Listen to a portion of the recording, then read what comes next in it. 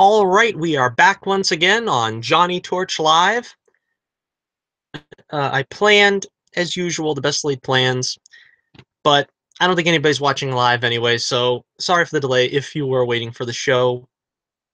Uh, I've got the chat open in case anybody does want to join the show live, but we have a very exciting Torch News Roundup, number 62 edition for you tonight. And we're going to take on a couple of really sweet trailers, if I do say so myself. We got a really great show planned for you. We're going to get right down into the nitty-gritty of those trailers. So we're going to spare no speculation. We're going to spare no images. It's going to be a very image-heavy show, so hopefully I can get those images up. Watching regularly, you know I have trouble with usually. But we're going to try to do the best we can to get these images to you. And we are going to take apart these trailers, and plus a couple of other fun things that, if we have time, we're also going to do some shout-outs, some mailbag stuff. If we have the time. Starting a little bit later than I expected, but let's get straight to it. Now, first, uh, to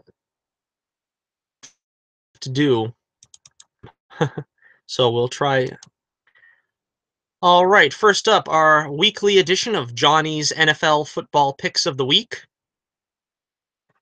If you've been following along at home, and why haven't you been? Let's see, last week I got a score of 8 and 6. That's about par for the course, I guess. Last week, bringing my season tally up to 47 wins and 30 losses. Still over the Mendoza line, so that's all that matters. So, taking a look at Week 6 in the NFL, what do we have here? Let's see. Thursday night game, we've got the Eagles versus the Panthers. I gotta go with the Panthers on that one. I think I've played against them the last couple of weeks, and they still seem to pull out the victory. So, both teams are, I believe, 3-1, 4-1. So, yeah, that's a pretty good game in the works right there. But I'm going with the Panthers. I'm going with the Falcons over the Dolphins. I'm going with the Ravens over the Bears. Texans over the Browns, obviously. People in Cleveland are still waiting for the football season to start. I feel bad for them. What are you going to do? And the sad thing is, the Ravens are the literal Cleveland Browns that were traded and moved and what have you. But and the Browns still have it. I mean, and Cleveland still has the Browns, but the Browns really ain't the Browns no more. Packers over the Vikings. I'm taking the Lions over the Saints. I'm taking the Patriots over the Jets. Patriots always, they've been pretty shaky in recent time, but Jets, even though the Jets have a pretty good score, they got their 3-2 score just like the Patriots. I'm taking the Redskins over the 49ers, of course, naturally. The Buccaneers over the Cardinals, although that's another game that could go either way. 2-2 Bucks and 2-3 Cardinals. That could go either way.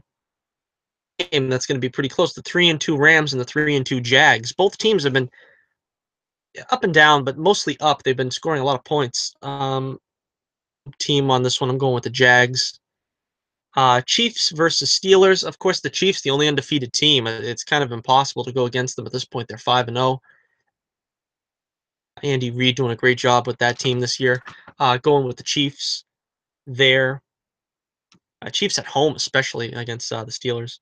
I'm going with the Chargers over the Raiders. Now, that's probably the upset of the week because Raiders really are a better team than their score, is indicative of. But you have to remember, Derek Carr, I think, will be out for another 2 weeks at least. And the Chargers got a win off of the hapless Giants last week. I think I'm going to go with the Chargers on this one. Then I'm going with the Broncos over the Giants. I don't know when the Giants are going to get another win, but it's probably not going to be. So I'm going with the Broncos there. Colts over the Titans on Monday night. You have it, folks. Let me know in the comments what you think, and let me know what your picks are. And that's it for another edition of Johnny's NFL Football Picks of the Week. Right. So next up, let us go to Justice League trailer. The Justice League trailer. Now let's see. Get some images up here before too long.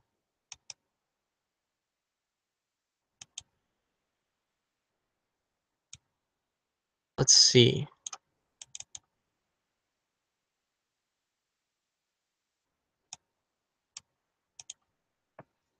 All right, so here we go. That's we finally got our shot of Superman in the trailer. So yes, now they're admitting that Henry Cavill is in the film. Although that the question is he going to be Superman in the film? And they're trying to play this very cagey by making this whole opening a dream sequence. I mean, Cavill's listed in the credits, so they're not surprising us by showing us that Henry Cavill's in the film, but they want to maintain that air of secrecy whether Superman himself might actually still be dead. So this was pretty clever. This was, I thought that was an interesting, ruse because I remember complaining about the Jedi trailer and particularly the Last Jedi trailer, not the new one, where they still had Finn in a coma, and I was like, come on, we know he's going to come out of it. You don't need to show us him still in the coma. We know that, and it's almost the same thing here. We kind of know that Soups is in the film. We don't have to be, you know, it's a dream sequence. That's the only reason why they put Henry in the film because they wanted a dream sequence. Um, let's see next here.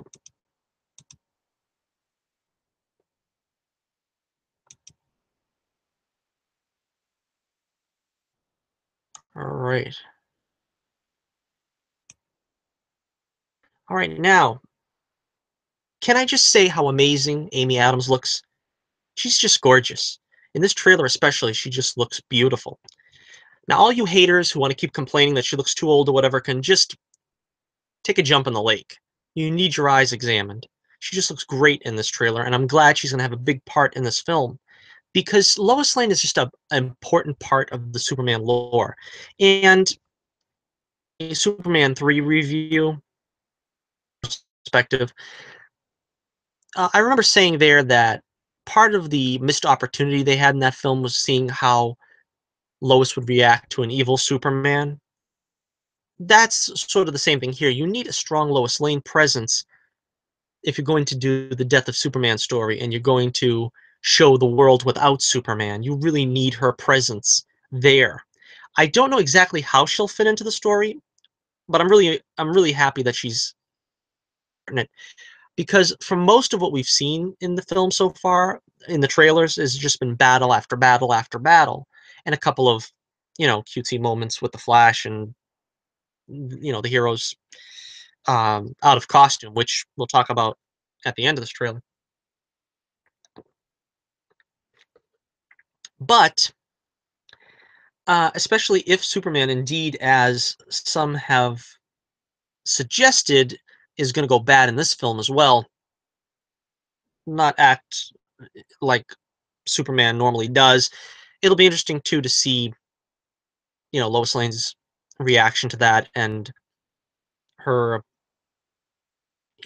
how she impacts him after his transformation, so to speak. If he does in fact go evil, if that's where they take it, I don't really think that's where they're going to take it.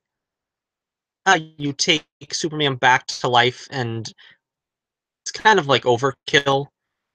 Um, but all right, so then we've got Henry Cavill, good close up of him, and man, does he look skinny? I mean, honestly, wait, I guess in between movies, I guess death will do that to you. So you know, and all, maybe this isn't something that's going to detract from the superhero experience, but I'm surprised he hasn't bulked up a little bit more for this film.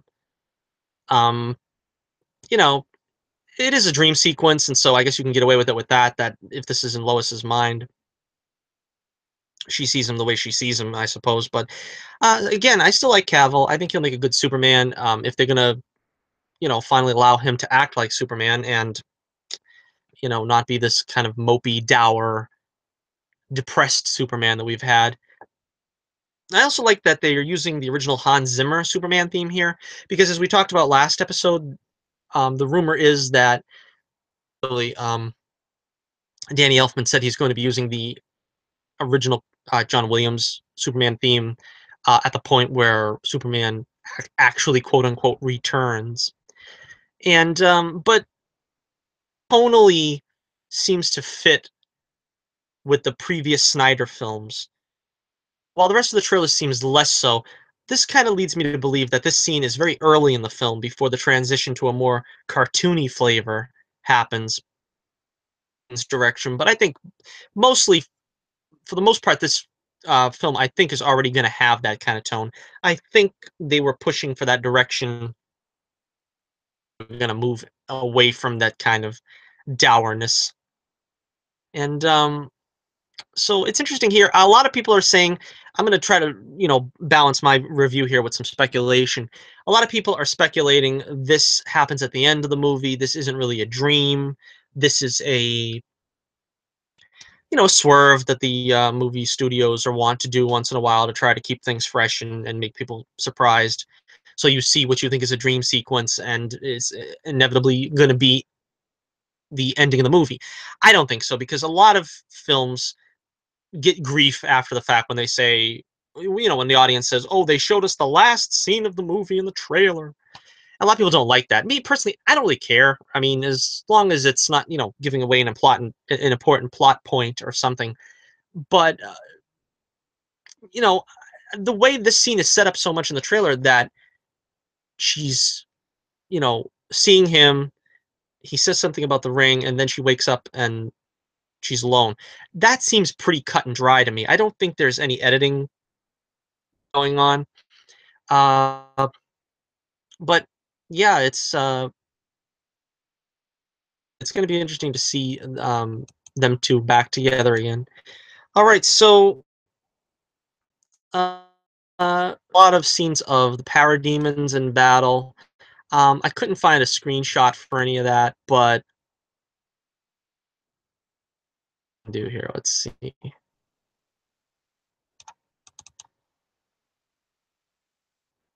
This will suffice for the backdrop while I talk about this. Okay, so we see some flashbacks of the Amazons taking on the parademons. Now, I'm guessing that's a flashback. I'm not sure if that's explicitly stated, but um, and it looks like the parademons were originally human. Now, this, of course, is very problematic to me. As you know, I don't like the superheroes killing, and it looks like the parademons are going to be cannon fodder in this film. They're just going to be killed with reckless abandon, which in some cases might be fine if they're, you know, not truly living creatures, so to speak. I think that's in the Justice League animated series. I remember something like that where, I think Batman and Wonder Woman was on Paradise Island and they were blowing away like doomsday creatures. And Wonder Woman says something to the effect of, if it makes you feel any better, they're not actually living creatures. Not sentient, I suppose would be the term. So, um, case that would be fine, but it looks to me like they were human and, from some ancient civilization or something, they were turned into parademons, and so now they're brainless, soulless creatures, I guess. I don't know, but anyway, slice it, now the heroes are actually killing human beings if they're going to be killing these parademons. So I guess I'll reserve judgment until I see how they actually spin it in the film, but film where the heroes don't kill people already? Practically every DCEU film. I don't know.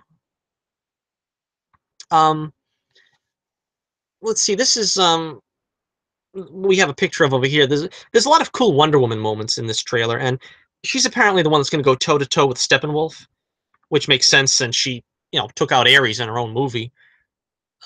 So you get to see some of that there. That looks pretty good. And let's see. And there was this other great image. I got to make sure on the screen. Look at that. That's great. That's Wonder Woman on the scales of justice right there. I mean, I had to put that up. I think that's the scales of justice, or Lady Liberty. No, Lady Liberty's a Statue of Liberty, right? So no, that's the scales of justice. I also like, there's a part in the trailer where she steps on the sword and it jumps into her hand.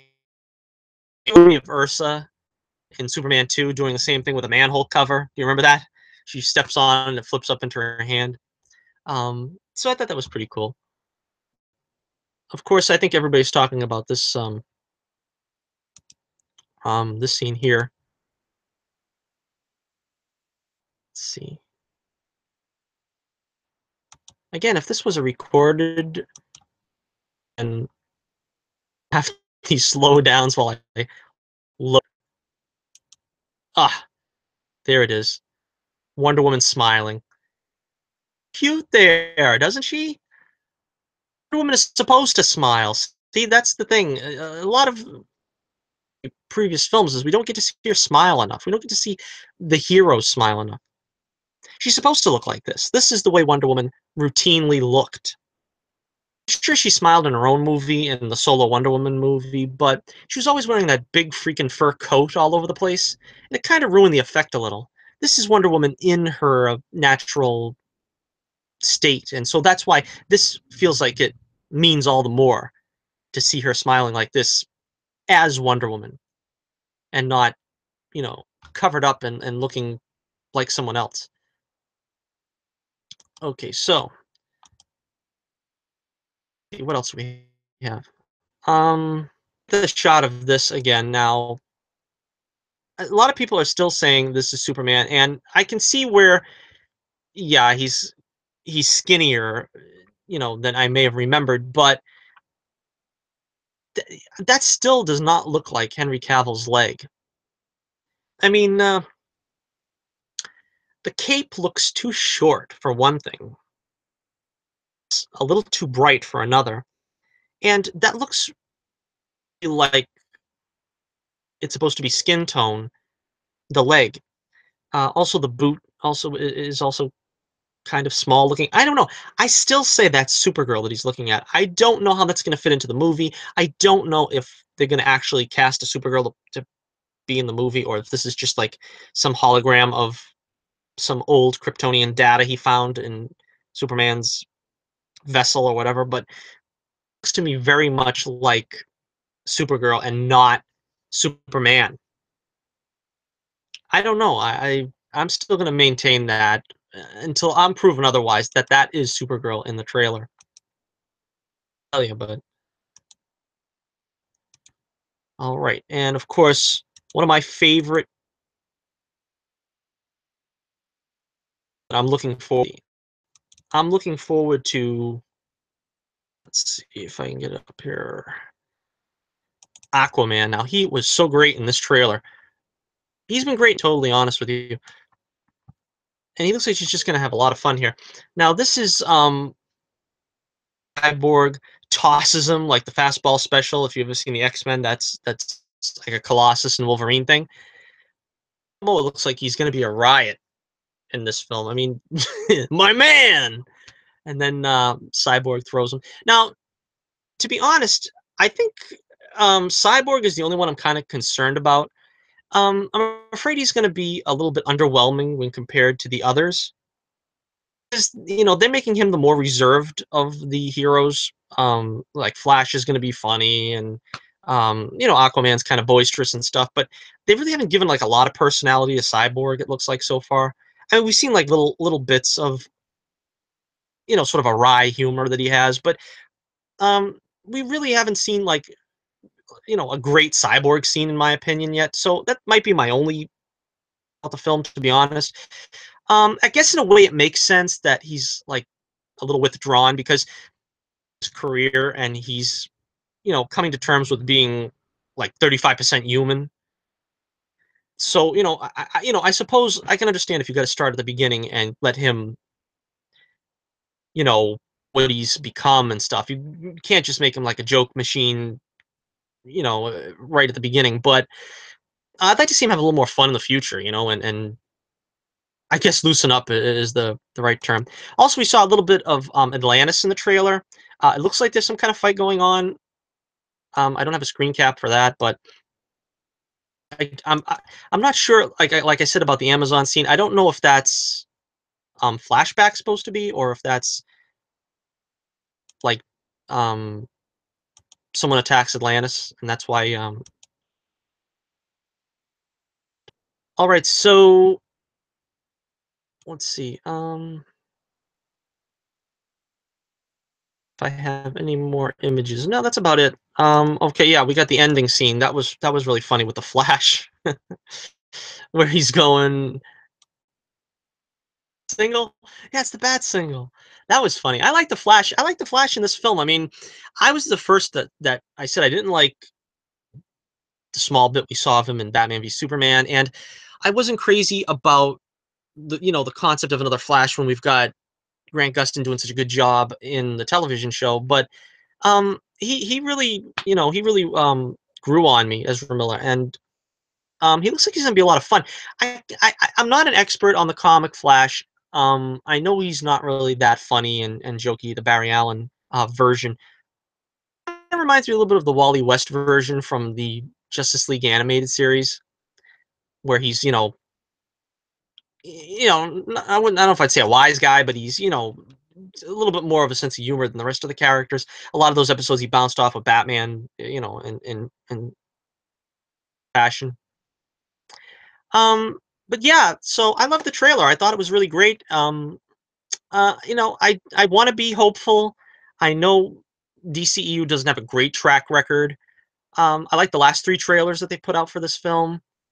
I hope it lives up to the trailers. I'll say that much. The effects look pretty good. I like the kind of bright cartoony reds and the flashy backgrounds and stuff. It feels like it's more hyper realistic than the previous films, which were like and stuff. So um, it's been a good trailer because they didn't really give us anything to spoil the film, and they didn't really regurgitate too much. Maybe one or two scenes trailers, but I mean, it's good that they managed to give us something new without spoiling it, but then without showing us the same footage over and over and over again.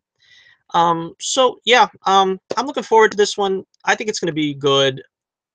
I've got to have hope. I hope against hope that it's going to be a lot better than the previous films, the Batman v Superman and Man of Steel, because I hated Man of Steel, Batman v Superman. Although I thought the action in the last half hour was good, that was pretty good. But all right, so well, if you have any comments about the Justice League trailer, let me know in the comments below.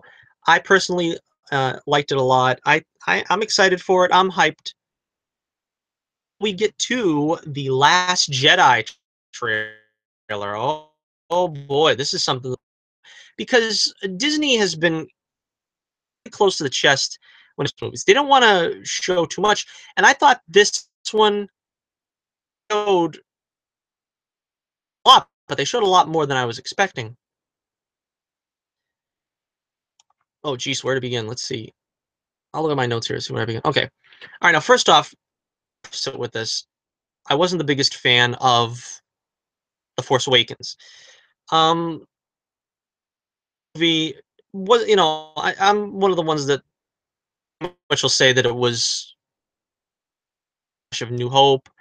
I didn't like that Luke Skywalker and Han Solo didn't have a single scene together. That they basically just wrote Luke Skywalker out of the movie and Ryan Johnson to do. And I probably should save this rant for later, but I'll say right off the bat, I think it was the best idea to let Ryan Johnson handle this film, and I'm even more concerned now about J.J. Abrams taking over Episode 9 because this looks like a film, an actual honest to goodness film. Now, I'm not saying it's going to be a good film or a bad film from this, but it looks like something on its own. It looks like something unique. It doesn't really look like a rehash of anything to me. Now, I've listened to a lot of people commenting on this trailer, and a lot of people have brought up all the rehashes. It looks like Empire Strikes Back. You see the AT-AT walkers, or whatever they're going to be called in this film.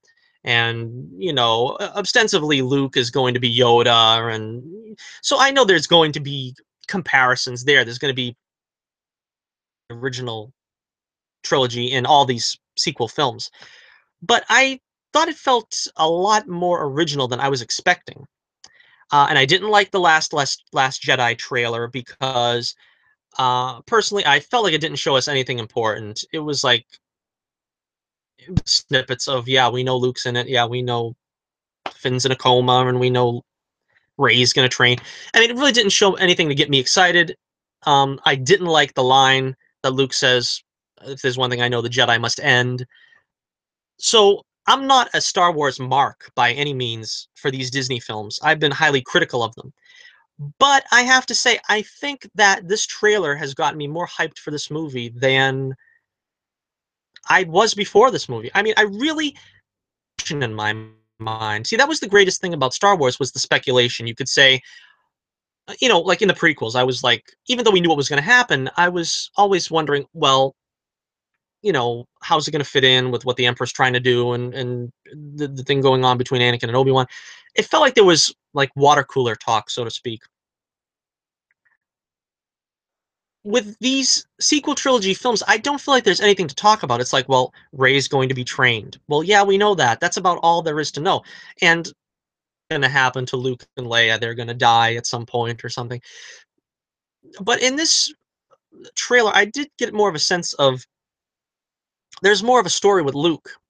And I grumpy old Luke that seems like we're going to have here. I can see that they're going to try to do like a Yoda thing, like where in Empire Strikes Back he was the grumpy, cantankerous Yoda, and they're trying to give Luke that role in this one. Um, but let's get to some of those scenes first. We'll talk about Luke's scenes. We'll start with Luke because trilogy saga, well, maybe not the prequels, but the whole saga really hinges on Luke. I think if you get Luke wrong, well, if they're gonna have a successful film here, it's got to be on the shoulders of Luke Skywalker. Okay, um, critical key component of the film. Now he has a few key lines here. Now the first one I want to read here. It says, "I've seen this raw strength only once before. It didn't scare me then enough."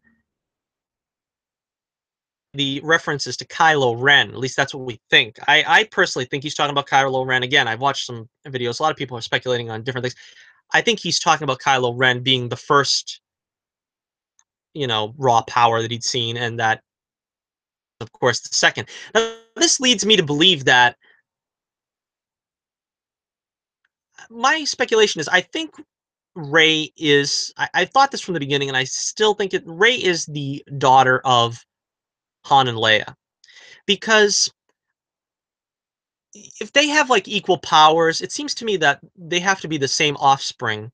And I don't think she's Luke's daughter. And I think it's less and less likely she's related to Obi-Wan. That's a popular, um, theory. I don't think so. There's nothing really in The Force Awakens that doesn't jibe with that she could be Han and Leia's daughter. All the more I think that now, if they're going to say that both Kylo and Rey are on par with their powers, they must be, if not brother and sister. I don't know exactly how, but the relationship has to be a closer one than just, well, she's Obi-Wan's daughter or granddaughter or something, and they have to be very closely related. So that's the first thing I thought of when I heard that line. Hamill, just look at that picture. The guy, he just nails it. I mean, it's as if no time has passed. I mean, he just feels like he inhabits that role of Luke Skywalker, even though you can tell this is a different Luke Skywalker than we're familiar with, but it's got like this haunting presence. And, you know, he just never gets enough credit, Mark Hamill, for just being a superb actor. I mean, I think just this small part of this trailer that he's in, just elevates the status of this movie, a hundredfold. Okay, so now the second line I want to get to is I'm trying to find the notes. What is exactly he says? This is not going to end the way you think. Is that the line? Or I'm going from memory. So this is another one where I think maybe he's talking to Kylo Ren, um, because he's probably trying to dissuade him from being, you know, puppet, so to speak. Because if you remember in The Force Awakens, Han Solo's, he was saying that Snoke is using you and this and that and stuff. I think that Luke is probably going to try to use that same kind of line of logic to try to reach Kylo Ren again. Um, Probably it's not going to work, but and then we see more of the flashback of how the Knights of Ren destroy the Jedi Temple, and presumably that's Luke's hand coming out of the woodwork, and he's there with R2D2. I mean, I say presumably. I think that's all, but it's a foregone conclusion that that's him. So we get to see some of that flashback of exactly what these Knights of Ren are supposed to be, because so far Kylo is the only Ren, and I don't believe that we've heard that he is the last Knight of Ren. You know how in the original Star Wars it was always Darth Vader was addressed as the last of the Sith. We don't get that from Kylo, so I don't know if he's supposed to be the last Knight, or if is there others waiting in the wings. I don't know enough about it from the materials. I mean, I don't read any of the novels or anything, but um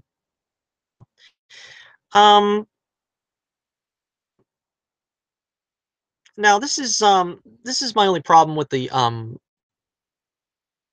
is I will not accept if Luke seriously thinks that the Jedi should end. Now, like I said, if I saw this trailer and not the first one, I probably would be on board with this film, with both barrels blazing. But I don't know just how much of a curmudgeon they want to make Luke in this one. I mean, maybe he could be prickly after all his years in solitude and whatever, but he has to believe in the Jedi, even with all the adversity he's faced. If he completely gives up on the Jedi, you know, I'm trying to think of an analogy, but I mean this is maybe Mickey from Rocky, where Mickey was like, you know, treated Rocky like he didn't have a chance. He's a tomato can, he's a ham and egger. And then when he has the opportunity, he sees, oh, Rocky's actually got it. He's got the opportunity now.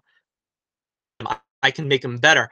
This might be the kind of tack that they're trying to take with Luke, where he feels like, well, but when he finds out that Rey has these powers and stuff, maybe that's the impetus to make him believe that there is still more that he has to learn about the Force, and that as he thought it was.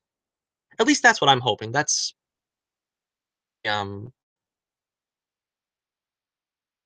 on to another part of the trailer here. Let me see. Well, next we'll get to the ancillary characters. We got some stuff with Poe. We got some stuff with Finn. Before we get back to the Jedi stuff. Um,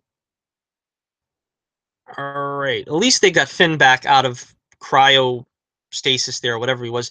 Looks like he's going to have a battle with Captain Phasma.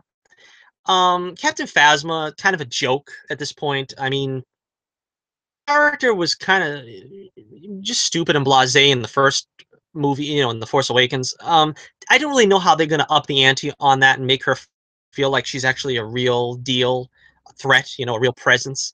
Finn is using one of those, um, nightstick things or whatever that the stormtroopers use. So it's good that they're giving him a good action scene. Um, Scenes with Rose, who was supposed to be, I guess, on this mission with him. He's on an undercover mission in a imperial facility, apparently. um Lead to, that's what I mean. They don't spoil really too much of anything in this trailer, but they give you enough to chew on. That's what I liked about it. Like the first trailer didn't really have anything of any substance. So what about Poe? We I don't know, he waxes eloquent about this is how the light that fires the resistance or something. We don't really get to see a lot of what he's going to do. Obviously, he's just going to fly into battle and stuff. There's not really a whole lot, I guess, we could glean from that. We didn't see any of Benicio del Toro's character, who was supposed to be jock or something, a space jock or something, sort of akin to what Han Solo was, I guess. I don't know. I'm trying to stay away from spoilers, so I don't know for sure. But and then there was also what's her name? The I always get on the spot when I'm doing a live show. From Jurassic Park, Laura Dern. She's supposed to have a role in this too. We didn't see any of her. I think she's just going to be a figurehead for the Resistance. She's just probably going to work with Leia for one or two scenes or something. Sort of be like the Mon Mothma of this generation of Star Wars. But we didn't see her, so I don't know what her part is in this. Probably that's all it is something like that. Um, let's see. We get to see some cool space battle stuff. We get to see the Millennium Falcon in action. I wonder when to leave Ray on the planet there and just space and do stuff. I don't know. This has been a subject of fuels the word, but a lot of people have been commenting on the Porg that we get to see in this. Now, I see them all over the place in the toy stores and whatever. Looks like sort of a cross between a hamster and a penguin. I didn't really know this was a thing until I don't know. I saw them in the store and they're these stuffed animals. I didn't know that this was going to be a big character in the characters. I don't know, but apparently they're putting them in the marketing enough that an important part of the story that these porgs are going to have something important to do, akin to maybe the Empire Strikes. I mean, akin to Return of the Jedi's the Ewoks. I'm guessing that has something to do with it. And I said this I think before in one of the other videos, but the Porg really reminded me of the Hoojibs.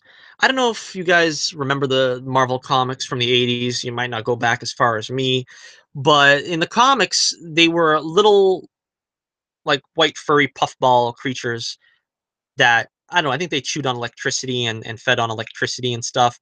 And I can see that this seems to be like maybe that's what they're going for with these characters, that maybe they're going to, because you see this, you can't see in this shot, but the porg have like sharp teeth, it looks like, and like maybe if they're chewing on power or something, and that's what's going to help, you know put the first orders, power down and stuff, and make them vulnerable. But it's a concept that originally originated in the comics with the Hoojibs, which the original Marvel comics. But then again, back in those days, you really had no choice. If you wanted any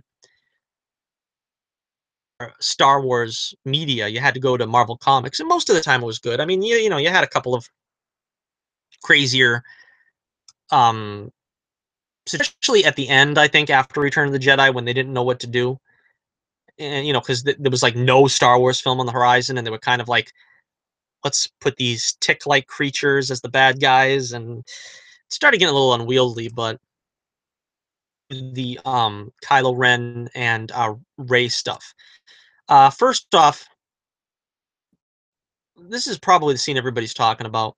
When Kylo is flying his, or I don't know if that's what it's going to be called, because I guess technically he's not a Sith, but um,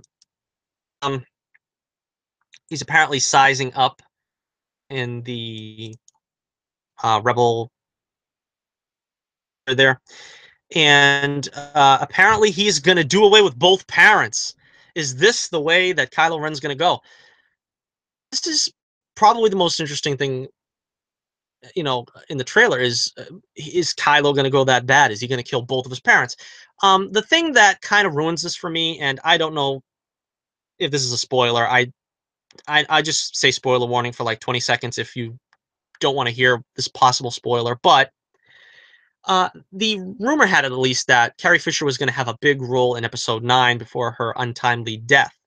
So at that, she was supposed to have a big part in Episode 9, and they said that they didn't alter this film in any way to kill her off. So if she doesn't get killed off in this film, wasn't supposed to get killed off. I don't know. So they didn't change this to make it an easy out for them to get rid of the character of Leia. So this is, probably the most interesting thing. I don't know. It's kind of hard, because a lot of people say, and I think I agree, that it's kind of hard to redeem Kylo Ren at this point. I mean, he killed Han Solo. I mean, you really can't come back from that. I mean, it's hard enough to kill one's own father and be considered a good guy, but in this case, he's killing freaking Han Solo. I don't know if you redeem him. He's got that little black salve or whatever it is on his face, which I don't know if it's supposed to be healing tape or something. I guess they don't have Bacta in the Star Wars universe at this point, and 30 years in the future, because that Bacta did wonders for his scars, and he didn't have no problems whatsoever. All right, so all right, that's interesting. Now I also want to get to now the narration in the trailer, the opening, we hear Snoke, and let me get that image of Snoke up because we finally get like it's not just a hologram that's like 30 feet tall or something. But so Snoke is saying at the beginning of the trailer with the raw power, and this seems to be a theme in the whole thing is the raw power, and uh, I didn't write that down verbatim what he says here, but it does. It's supposed to be him praising Kylo Ren, I think, but it does seem to me that perhaps he's talking about because in this scene we see it looks like he's using the Force to try to snap Rey in half, and I think maybe the original conversation between he and Rey was that he saw the great untapped power or whatever in Rey, and that he wanted her to, so what have you, and that's why he seems to have. I don't know. He seems to have taken an interest in her. I think more than Kylo Ren. Now, of course, some people have said I've seen in speculation. Some people are saying that maybe Snoke left Rey on Jakku, and maybe he has more to do with her background than we're led to believe. I don't know if I go that far, but I think it's sort of in line with the dark side and what we know about the dark side, where they tend to get rid of their um, apprentices at a moment's notice, and they pick up with a new apprentice that they feel is more powerful. I think they probably will do that here with Snoke. Also, now with the ending, this is the interesting part. The ending here, where a lot of people were surprised to see this. Rey says that she wants help facing all this, and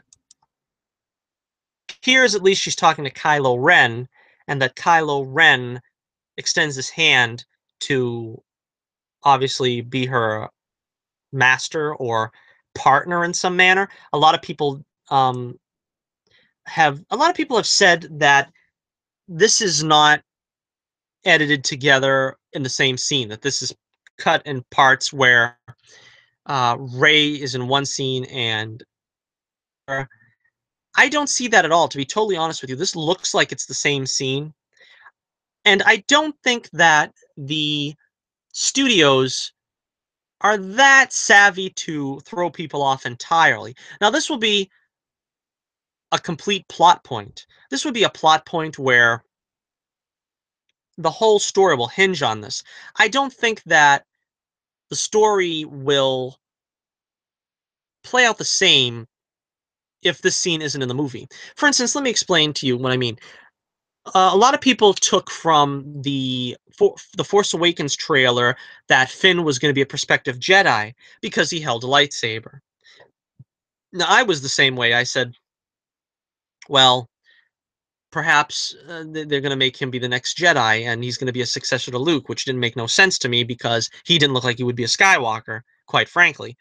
But but so that is something that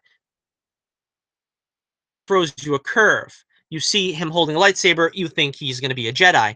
In this case, you are asking the studio to purposely cut two scenes together to make it look like something is going to happen in the movie that doesn't happen in the movie. I don't think the studio will do that. This scene is accurately depicting what is seen on screen.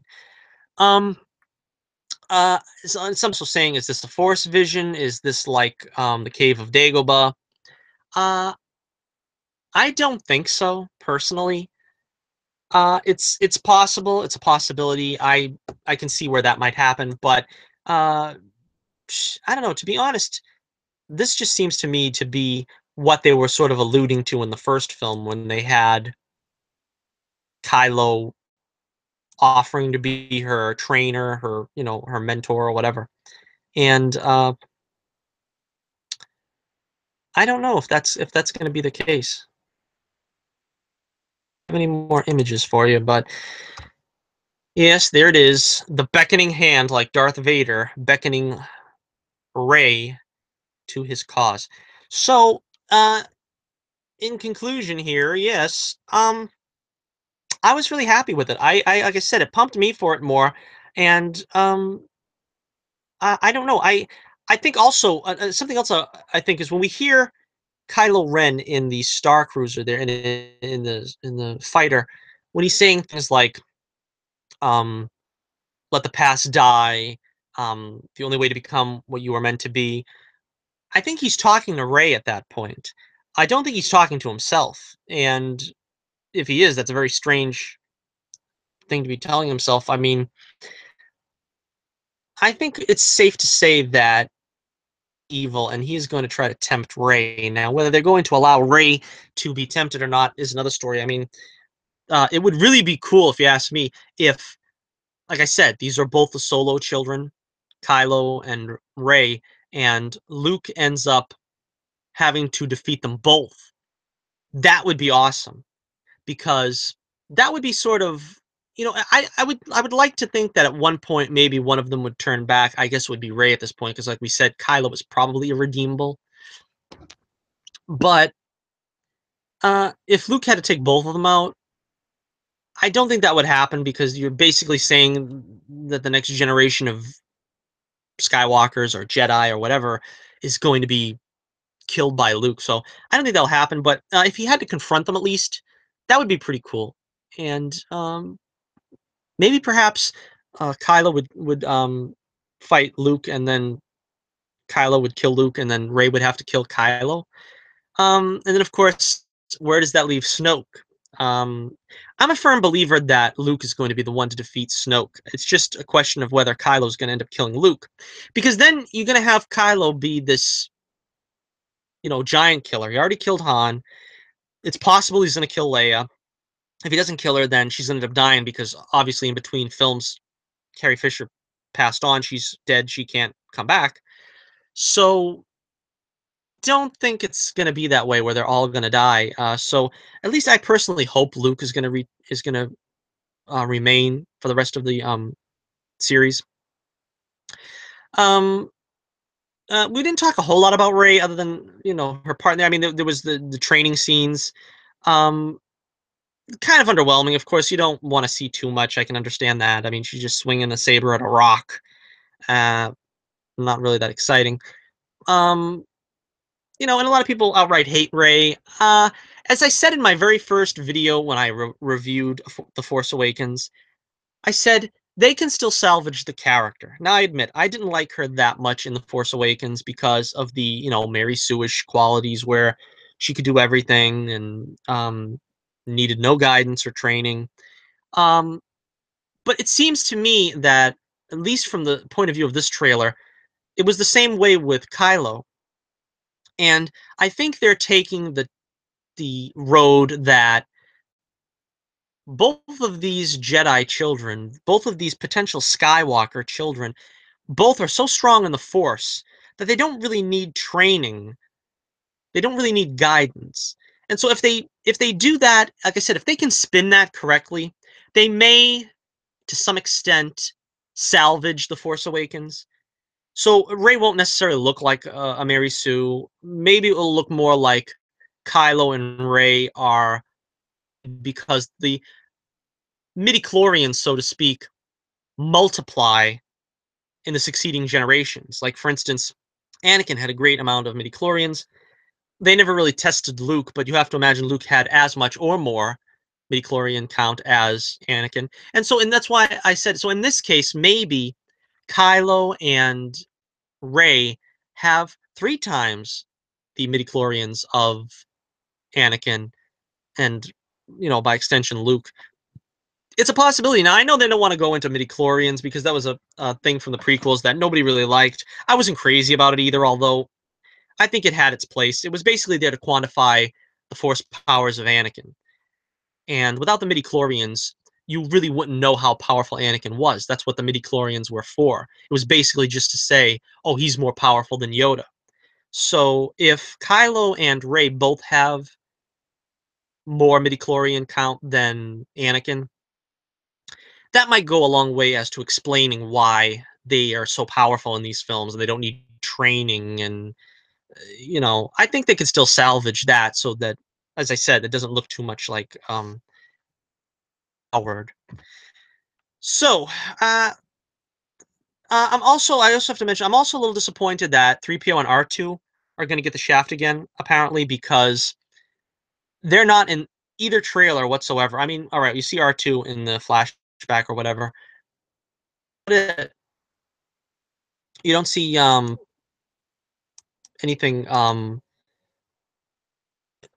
to say that they're in it. We see a cameo of BB-8. That's about it, though. Um, so yeah, that's the trailer got me pumped, and I'm as cynical as the next guy regarding Disney Star Wars.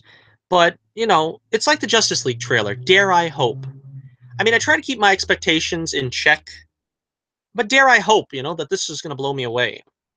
Um, See, the thing is, the difference between the Last Jedi and the Justice League trailers is Justice League, even if it's a disaster of if it's a disaster of epic proportions, at the end of the day, the Justice League characters will get another chance.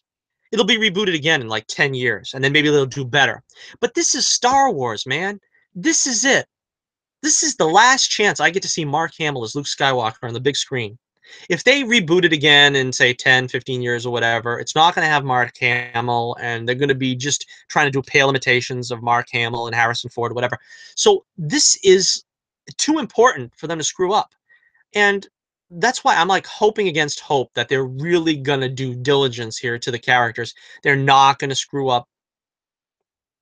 I've been waiting for this since I was 7 years old, and I just hope that it'll be good. And us can do right now, because like I said, there's no second chances here. They have to catch this story, just on the nose. They have to deliver, because the Force Awakens was underwhelming for me. Um, this is where the rubber meets the road. You have to give me a good Luke Skywalker. Give me a good Luke Skywalker story, and all is forgiven. I really wanted to see Luke light up the lightsaber in this trailer, but you don't want to give too much away. I understand that. You don't, because once he lights up the lightsaber, you're pretty much he's going to get into action. You're going to see him, you know, put some guys down or something.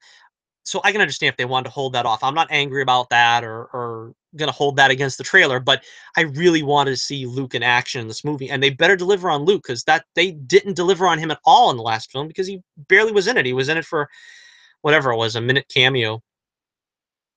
So if they can deliver on Luke Skywalker for me, then I'll be a happy man. I'll be happy with the film. Just don't make him too cynical. Don't overdo this. The Jedi must end stuff. It's okay for him to be afraid. He was afraid, in that's the funny thing. He says I'm not afraid, but is this the first time we ever will see Luke be afraid? Is that maybe what the point of this is? That Luke should be afraid, and Yoda tells him he will be afraid. Is now the time when he's finally afraid after all this? One more time. I don't know about episode 9. I don't know if J.J. Abrams is the guy to finish the story. Ryan Johnson, I don't believe, wants to come back. I believe, from what I hear, he passed. Uh, I don't know. I mean, J.J. Abrams does this thing where he's like into the mystery box, and he's a great guy to raise questions. But when you want to have the resolution at the end of the day, is he really the guy you're going to go to? I don't know. I don't think he can handle it, really. I didn't really mind his Star Trek movies. The first one was good. It was so. I felt, because you know it was like retelling the story, and they had to go through the characters again. I didn't like some of the stuff. I didn't like the Spock Uhura romance. In the case of Star Wars, I don't think he's going to change any of these characters too much, but um, the relationships or whatever. But the problem is can he deliver on a satisfactory climax where he has to answer all the questions that have been raised? Not only by him, but by now Ryan Johnson and the writers. Uh, this is the Last Jedi poster, the one that's just been released. Like, Ray's been wounded there on the arm. That's another interesting question. Is Ray going to have an amputeeism? Is she going to have a limb lost? In other words, um, if I were a betting man, which I honestly am, um, I would probably say no. I think though they want to humanize her. If that's sort of like the great equalizer.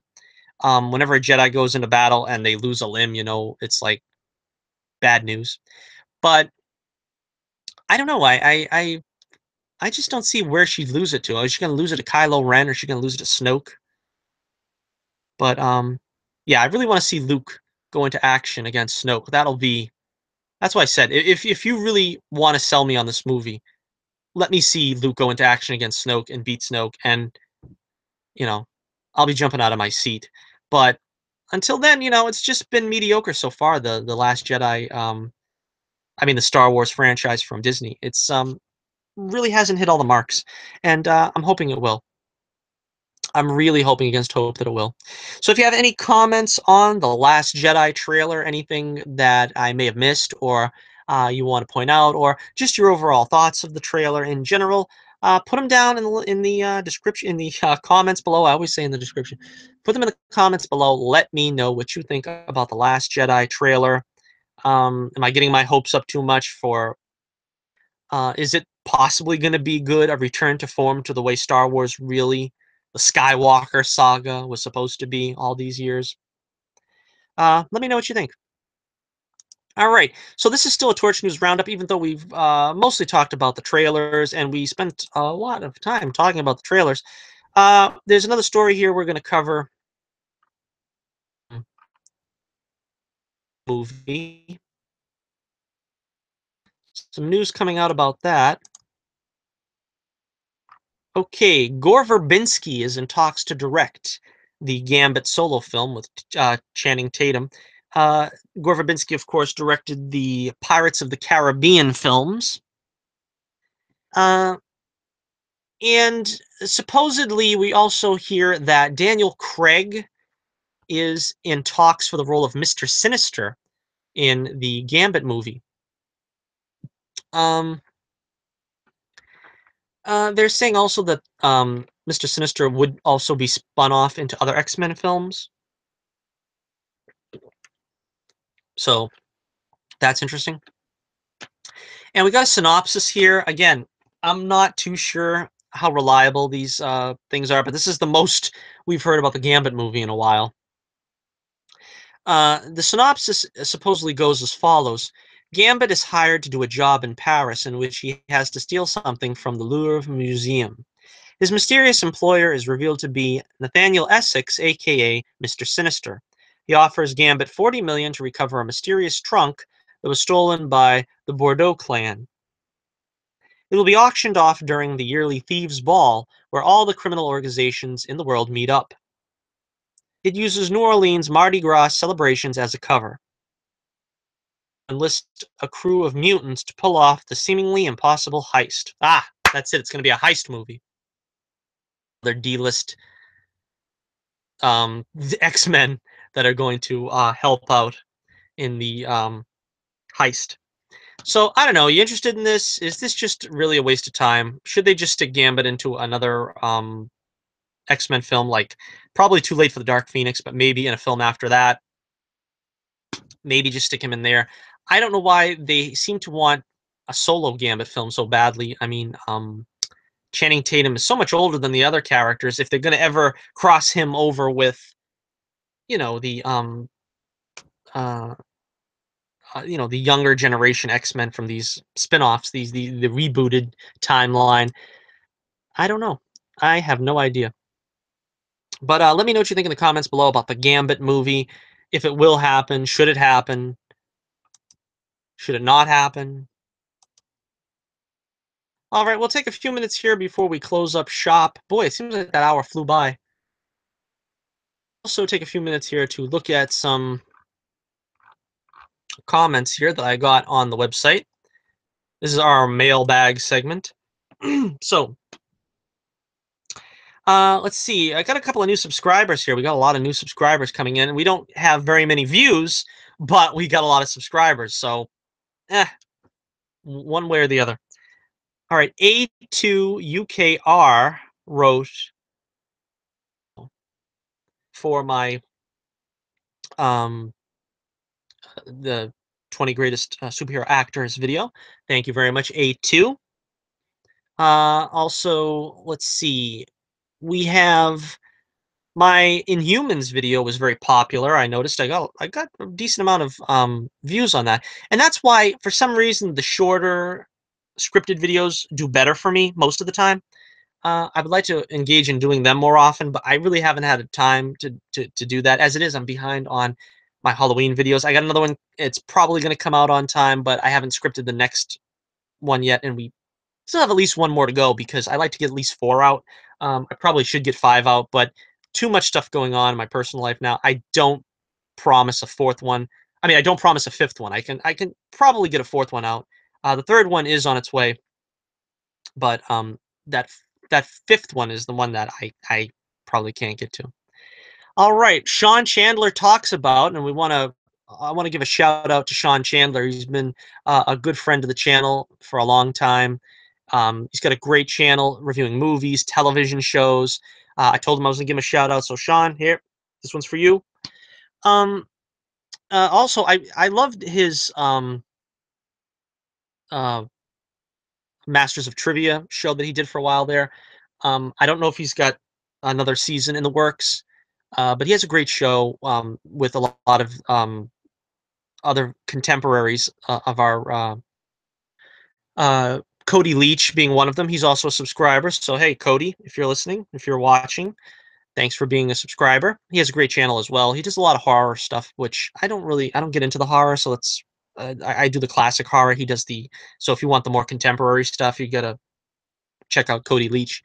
But Sean Chandler said in regards to the Inhumans video, I didn't think it worked at all. I'm not familiar with the comic book characters, and I was totally lost as to what was going on. Everything seemed dull. Nothing struck me as interesting. Well, yeah, that's pretty much the consensus for a lot of people felt. I actually liked the first hour because I kind of know the comics a little bit. I mean, they didn't do a great job of capturing them, but they were reasonably consistent with the characters in the first hour. After that, it kind of fell apart. I must have said this a dozen times, in the O's video. But yeah, it's definitely mediocre. It's a mediocre show. So thank you, Sean Chandler, for checking out the channel. And hey, who knows? Maybe I'll be on Masters of Movie Trivia one of these days. Only problem is that I don't show where you can see my face. So I don't know if you can answer trivia questions that way. People think I'm cheating. So I guess maybe someday in the future. Next, we have regarding the Inhumans video again, we have Mr. White Gloves. Mr. White Gloves says, in regards to the Inhumans video, was a shame that her hair got cut so early on. Uh, Obviously, Medusa. Needs more action, but with a budget, I guess you get what you don't pay for. We will see what happens. We'll give it a solid 3.5 overall for now. Need to have a lot bigger budget, and to all those who thought about an Inhumans movie and brought up all those key books, well, you can set on them for a while, and I will buy them at a quarter the price, if not less. Mr. White Gloves is going to have a bigger collection after this. If they can't do better than this, then leave it along. Looks like another FF failure for the Inhumans. Just my opinion. No Inhumans were hurt while making this comment. Mr. White Gloves out of here. So thank you, Mr. White Gloves, for being a friend to the channel. Again, as usual, thanks for watching. He's got a great channel called Splash Page Comics, where he'll show you greatest in Marvel comics, mostly. Of course, he has a few DC, but if you love Marvel, you simply have to check out Splash Page Comics, and Mr. White Glove's show is perfect. We have a couple more. Awesome Bricks says, in regards to the Phantom of the Opera review, actually, the 1925 version was a big hit. They remade it in sound in 1930. Well, Awesome Bricks, I said the 1925 version is pretty much the go-to version. Everybody likes that one, and it was a big hit. When you said they remade it for sound in 1930, that's not entirely true. See, I knew this, but The reason why I didn't go into all this into that video is because that was a video for the Claude Rains version, and all this information really belongs in the 1925 Lon Chaney version. What they did in the Lon Chaney version was in 1930, and the era of sound began, they recorded certain segments of the film with sound with the other actors. I don't remember the names of the other actors now, but Christine and Raoul and the rest of the actors. Lon Chaney himself did not participate in, so it is not really a sound film per se. I don't know why it's never been shown. I don't know if it still exists that it can be seen, but you're right and wrong in a sense because it wasn't remade. It was just they made some alterations to it by filming some scenes with sound. It wasn't a remake. Lon Chaney didn't redo any of his scenes, so we're referring to, and that's the full story right there. All right, and one more from CQ Jacob in regards to the Phantom of the Opera video. That's a very popular video. If you haven't seen it, check it out. Maybe I'll put a card right here so that you can check it out for the Halloween season. Jacob says, I like this version, although I prefer the Andrew Lloyd Webber version. Yeah, the Andrew Lloyd Webber version is great, great musical. I love that movie. I've got the movie version. I usually watch it around Halloween. Actually, it's defunct now. I got to get another copy. Watching it too much, I guess. But I was watching around Halloween, and I got the original cast recording album with was it Sarah Brightheart and uh, I can't remember. But yeah, I got it right over here on the shelf behind me. If I ever, I don't want to get up to go look for it though. But Sarah Brightman, I think that's who it was. Anyhow, she was the original Christine and the original recording, the double album. I got the CD version, of course. I know the records are coming back. It's surprising to me because that's records was when I was a kid, but it was like they're so fragile and stuff.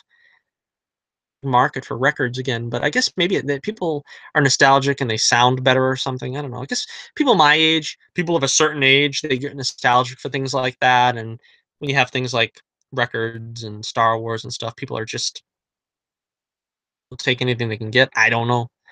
But yeah, check out the Phantom of the Opera 1943 review I did. You can still check out the um, Dr. Jekyll and Mr. Hyde video that I just did. That's out. Not getting a lot of traction. I'm surprised. I thought that would be a popular video. But then again, see, a lot of these horror videos, they start slow. I remember when I put out the first in the series was the Phantom of the Opera, and it didn't get many views. And now look at it. It's like 850 views. So you never know how these things are going to turn out. It just takes a while to gain some traction.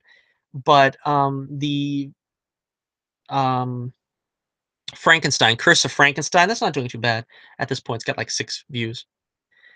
All right, so that about wraps it up, I guess, for another show, another live broadcast. I'm glad to be able to bring you a live show here on Wednesday night. We're going to be doing, God willing, a show on Saturday, maybe Sunday if I can't get to it Saturday. It depends how much time I have to review the shows.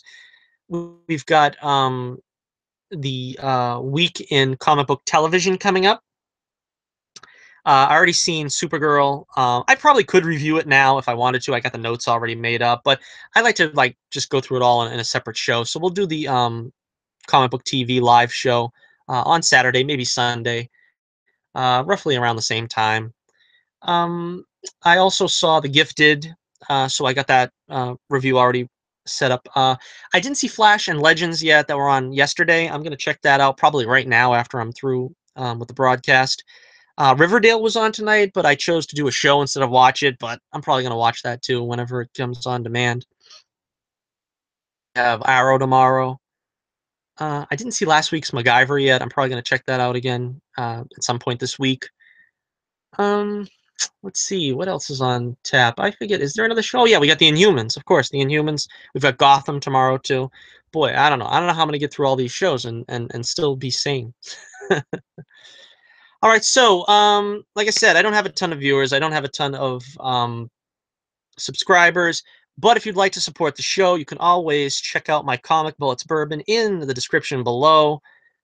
Buy a copy, buy 10 copies, hand them out to the orphans, anything. But it would be a great help to me to keep the channel going, to keep my comic book industry flourishing.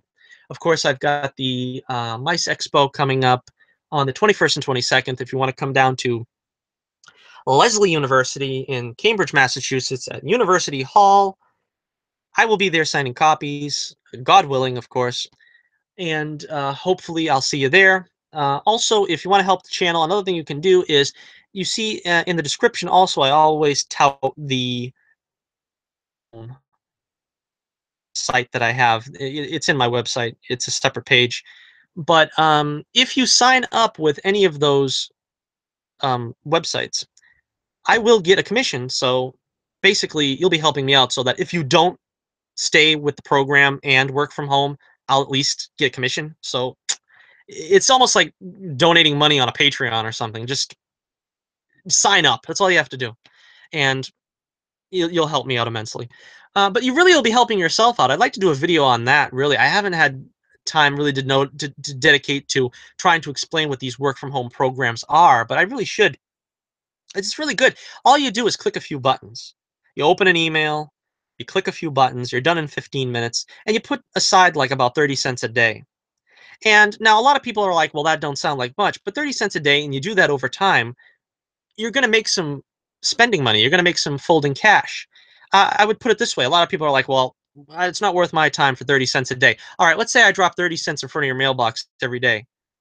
Now, if you don't pick it up, it's going to mount up until you finally have about $20 at the end of the month. And that's exactly the same way this works. Now, do you want $20 at the end of the month, or do you want someone else to pick up that change? Because if you don't pick it up, somebody else will. Really, if you're inclined in any way to make some, you're not going to get rich. It's not a get rich quick scheme. You're going to make maybe $20 a month, maybe $20 over 2 months. But the link's in the description below. You can make yourself, a couple of spending bucks. All right, so here we are coming up on 9 o'clock here Eastern Standard Time. Thank you for joining me once again. And remember to let me know what you think about the Justice League trailer, about the Last Jedi trailer, about the Gambit movie, about anything else that's on your mind. And I will see you on hopefully Saturday or Sunday for the week in comic book television.